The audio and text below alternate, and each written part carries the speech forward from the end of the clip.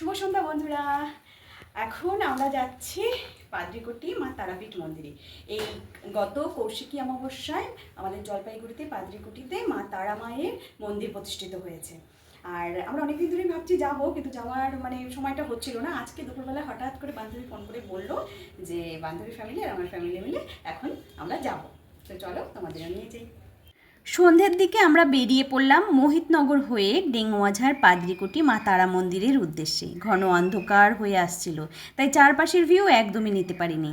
আমাদের কারোরই মন্দিরের পথ জানা ছিল না। গুগল ম্যাপ দেখে দুপাশে চা বাগানের মধ্য দিয়ে অন্ধকার পথে এগিয়ে যখন স্থানীয় এক বাসিন্দাকে জিজ্ঞেস করলাম মা তারার মন্দির কোথায়, তিনি আমাদের যখনই বললেন ওই তো মা তারার মন্দির, সাথে সাথেই কানে ভেসে উঠল উলুধ্বনি ও ঘণ্টার আওয়াজ। খুব ভালো সময়ে এসেছি, সন্ধ্যা আরতি দেখতে পারলাম। তোমরাও দেখো।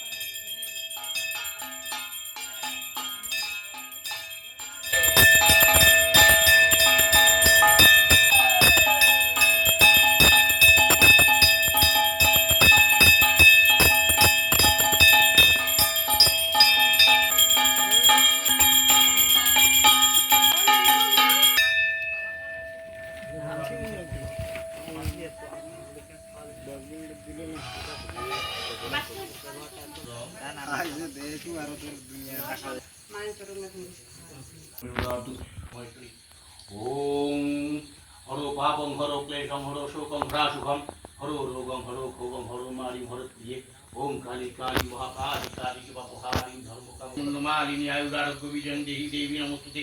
ওম আয়ুর দেহি যশো দেহি ভাগ্যং ভগবতী দেহি মে শান্তি দেহি সর্বং কামংষ্ট দেহি মে। ওম কালী কালী মহাকালী কালী বাপহারি ধর্মকাম প্রদেবী নারায়ণ নমস্তুতে। ভীষগ্নি মহামায়ে চামুণ্ডে মুন্ড মালিনী আয়ুরারোগ্য বিজয়ং দেহি দেবী নমস্তুতে। ওম মাত সর্বমঙ্গলা মঙ্গলী শিবে সর্বার্থ সাধিকে শরণে ত্রম্বকে গৌরী নারায়ণী নমস্তুতে। ওম সৃষ্টি স্থিতি বিনাশনাং শক্তি ভূতে সনাতনী গুণাশ্রয় গুণময়ী নারায়ণী নমস্তুতে। ওম শরণাগত দীনার্থ পরিত্রাণ পরায়ণে সর্বস্বার্থিহারে দেবী নারায়ণী নমস্তুতে। মায়ের পুজো সম্পন্ন করার পর শিব মন্দিরে পুজো শুরু করলেন ঠাকুরমশাই। এখন দেখব শিব পুজো।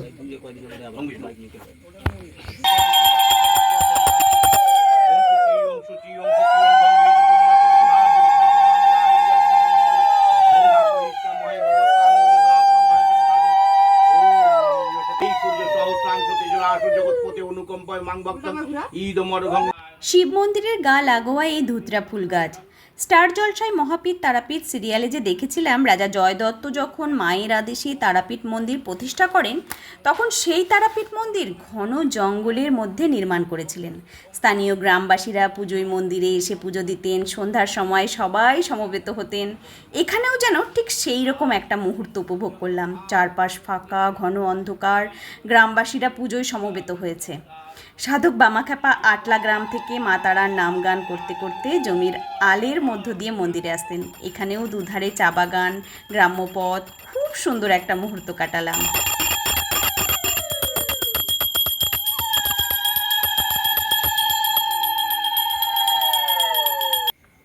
পুজো হওয়ার পর স্থানীয় গ্রামবাসীরা খুব সুন্দরভাবে মায়ের মন্দির কেউ পরিষ্কার করছে, কেউ বা মায়ের পুজোর বাসন মেজে দিচ্ছে, কেউ প্রসাদ বিতরণ করছে। এত সুন্দর সেই সিরিয়ালে দেখতাম।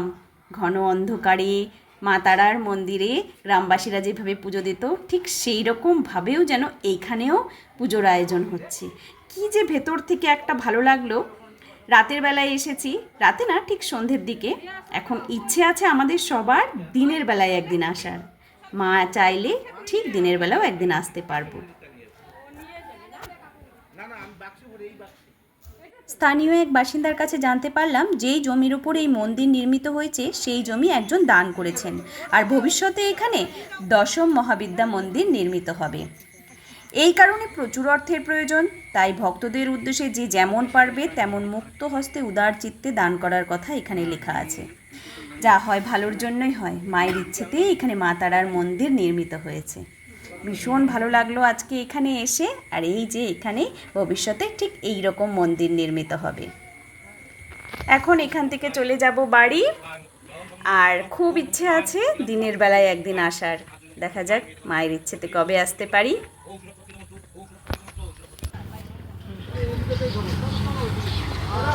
আমরা আসলাম তারা মায়ের মন্দির থেকে, এখন একটু খাবো চা। এই এখানে আসলাম সবাই মিলে। এখানে এসে আমরা খেলাম সিঙ্গারা, মিষ্টি আর চা। আমরা একটা মিষ্টির দোকান খুঁজছিলাম যেখানে সিঙ্গারা, চা, মিষ্টি সব পাওয়া যাবে, এই ভেবে এই দোকানে ঢুকেছিলাম। কিন্তু এসে দেখি পেছনে এটা ভাতেরও হোটেল। এখানে মাছ, মাংস, ডিম সব রান্না হচ্ছে, পাশে বসে সবাই খাচ্ছে।